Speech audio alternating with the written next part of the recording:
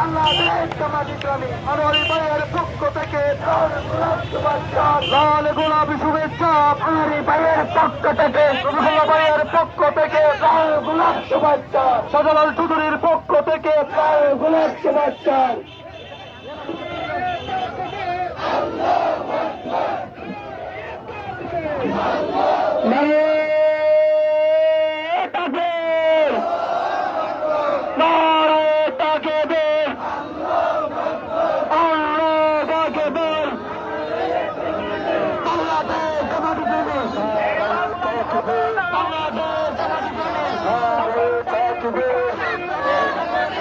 আল্লাহু আকবার, নারায়ে তাকবীর, আল কোরআনের আলো সংসদে জালো, সংসদে জালো, আল হাদিসের আলো সংসদে জালো, সংসদে জালো।